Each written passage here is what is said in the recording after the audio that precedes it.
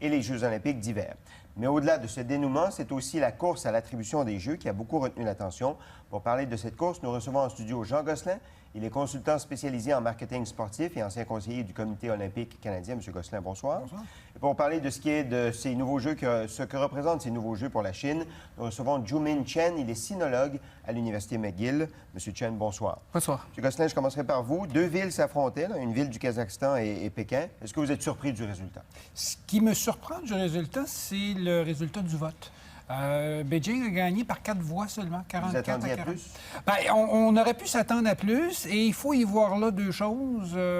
Dans un premier temps, peut-être une intention de ne pas retourner en Asie pour une troisième jeu consécutif parce qu'on a Pyeongchang qui s'en vient, Tokyo après et maintenant Beijing.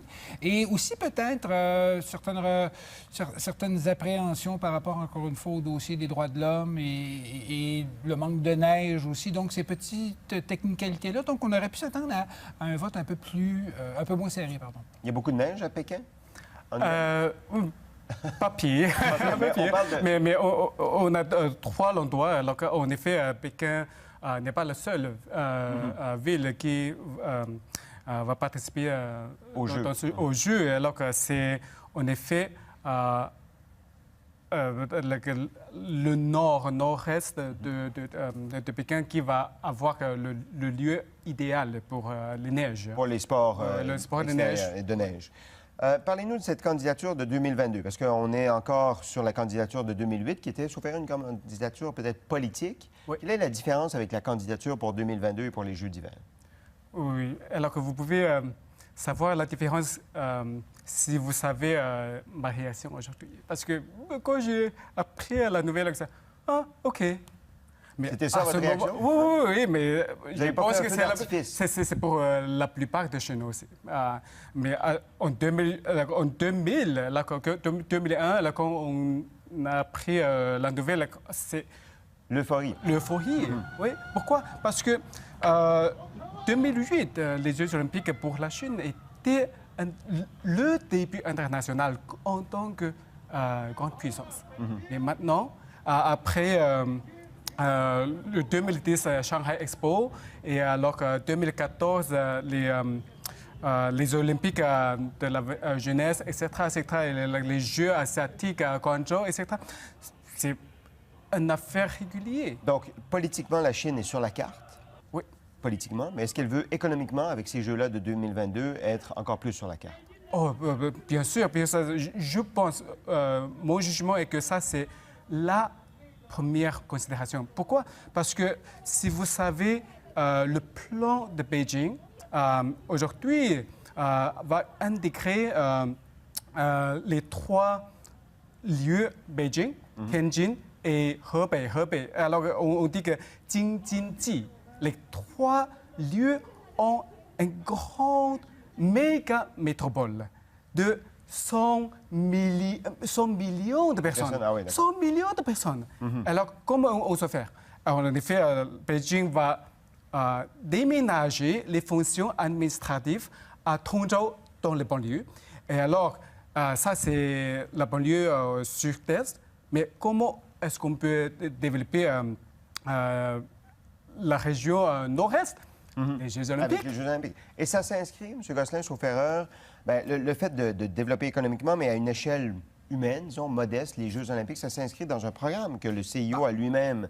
Ces Jeux-là, c'est un peu en transition. Le CIO a mis, à la suite des extravagances, la mégalomanie de Sochi, le président Bach est arrivé avec un programme très ambitieux, l'Agenda 2020, pour réformer le mouvement olympique et notamment l'inscrire dans un retour à des proportions plus logiques, plus normales. Même si ce processus-là de candidature a été amorcé avant l'adoption de l'Agenda 2020, il y a déjà des choses qui teintent. Il y a une partie des décisions et de l'évaluation qui a permis d'en tenir compte. À titre d'exemple, alors qu'auparavant, il fallait absolument avoir de nouvelles infrastructures. Il fallait construire du neuf et du gros. Bien là, l'Agenda 2020 nous dit, non seulement on ne veut plus ça, mais c'est même un point positif que d'utiliser les installations existantes. Et dans ce contexte-là, déjà, Beijing en profite avec l'extension de ces marchés. Et à cela s'ajoute également tout tout le phénomène de ces jeux qu'on ramènera à des dimensions budgétaires beaucoup plus réalistes. Mais alors justement, ces dimensions budgétaires plus réalistes, on a l'impression qu'il y a une volonté populaire d'y revenir. Et est-ce que la nouvelle aujourd'hui, ça ne devrait pas être plutôt qu'il y avait seulement 2 villes candidates, c'est-à-dire Pékin et cette ville du Kazakhstan, et que des villes nordiques comme Oslo et Stockholm s'étaient désistées du processus?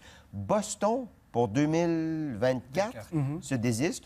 Toronto branle dans le manche pour poser sa candidature. Il n'y a pas là un problème du mouvement olympique, M. C'est la raison d'être de l'Agenda 2020. Ces villes-là qui se sont désistées, c'était avant l'Agenda 2020. C'était avant de se faire dire vous pouvez le faire sur plusieurs villes, vous pouvez le faire dans des installations existantes, vous pouvez le faire même dans un pays à côté si pour une épreuve vous avez de la difficulté, ce qui rendrait, par exemple, la tâche beaucoup plus facile à Québec, qui avait son problème de montagne qui sera toujours là. Oui, aller à Ligue Placide, par exemple. Exactement. Donc, ça va permettre de ramener ces villes-là, ces vraies villes d'hiver aussi, où il y a de la neige quand on sort à l'extérieur. Sochi, on était dans une station balnéaire pour les sports de glace, ce qui n'est pas tout à fait... Donc, oui, ça en fait partie. Et il y a évidemment des démonstrations à faire. Et je pense que dans le communiqué de presse du CIO aujourd'hui qui confirmait la nomination de Beijing, on est revenu à 2 ou 3 reprises sur justement cet agenda 2020-là. Donc, on est vraiment sur ce cap-là.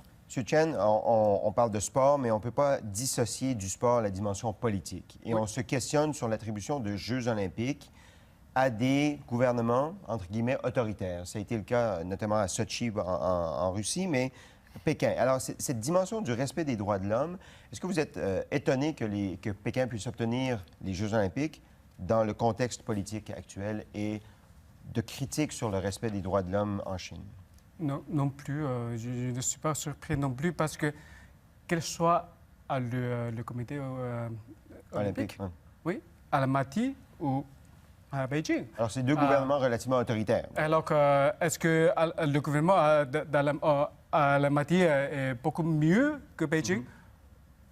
C'est à vous à juger, mais est-ce que ça nous dit quelque chose sur des pays, entre guillemets, démocratiques, disons, ne posent plus leur candidature pour obtenir les Jeux olympiques? Je pense que les pays ont désisté en raison principalement économique. Je suis totalement d'accord avec mon collègue ici parce que regardez le bilan budgétaire. Le gouvernement de Beijing devrait dépenser seulement 94 millions de dollars. Seulement 94 millions de dollars? De la part du gouvernement. Oui. Alors le budget complet, ça sera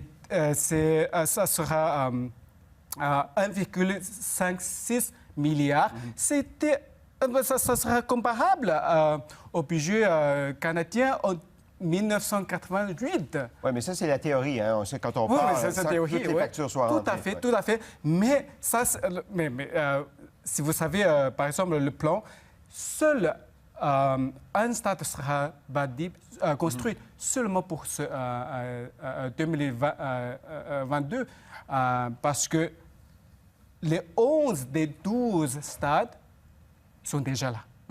Donc, il y a une infrastructure de base et ça s'inscrit dans ce que vous nous disiez, M. Gosselin. Et effectivement, la différence entre les pays plus autoritaires, pour reprendre votre expression, et les pays démocratiques, c'est qu'évidemment, en démocratie, tu dois tenir compte de temps en temps de ce que la population veut. Et c'est un peu ce qui est arrivé du côté de Boston. On exigeait que la ville signe sans autres formes de garantie le contrat, sans savoir combien de revenus allait venir. Bien, évidemment, la population s'est soulevée. Il y avait de l'opposition et le principe de base d'un politicien... Mais avez-vous l'impression à ce moment-là que les Jeux olympiques ne peuvent qu'aller dans des pays où c'est le gouvernement qui décide sans consulter la population? Non, parce que le principe de l'agenda 2020, et c'est pour ça qu'on est en phase transitoire, c'est justement de tenter de régler ces choses-là. Déjà, aujourd'hui, dans le contrat que la Ville a déjà signé aujourd'hui, le CIO a déjà garanti qu'ils allaient verser 1 milliard au comité organisateur. Donc, il y a déjà là une forme d'engagement qu'on n'avait pas avancé. Avant ça, on signait et on verra après. Vous deux brouillez. Alors que là, aujourd'hui même, on vient d'annoncer et quelques heures plus tard, on vous garantit 1 milliard. C'est quand même pas mal pour partir. 1 milliard, c'est pas rien. Messieurs, merci beaucoup. Merci d'être passés nous voir ce soir et bonne fin de semaine à vous. À vous, merci. Restez avec nous pour les bons conseils de Michel Coulombe qui nous dit ce qu'il ne faut surtout pas rater au cinéma dans les prochaines semaines.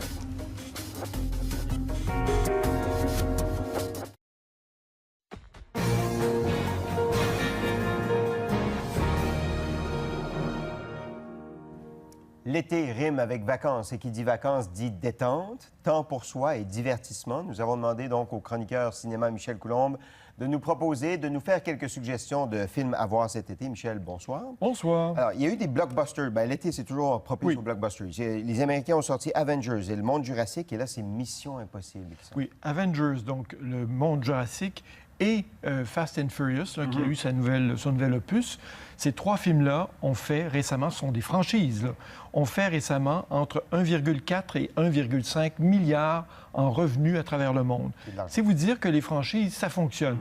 La franchise qu'on peut associer à Tom Cruise, c'est Mission Impossible. Ça fait 19 ans et ça sort aujourd'hui. On peut penser qu'effectivement, bon, il nagera pas dans ces 1, quelques milliards, mais néanmoins, pas loin du milliard. Ça, c'est à souhaiter pour lui, mais c'est à espérer vu la qualité du film, parce que c'est un film très efficace. Tom Cruise, c'est la même recette. C'est toujours la même recette. On ne change pas une recette gagnante. C'est Ethan Hunt qu'on connaît, le James Bond américain, avec tous les ingrédients des James Bond. Hein. Il y a des poursuites, il y a de la technologie, il y a des voitures, il y a une femme fatale, forcément, et puis il y a des cascades. Parce que Tom Cruise, ayant maintenant 53 ans, il doit montrer qu'il est toujours capable. Alors, il ne fait pas appel à des cascadeurs. Et le film commence, il est accroché littéralement à un avion militaire. Et ça, bon, ça a été bien des fois dit, redit, documenté. Voilà, il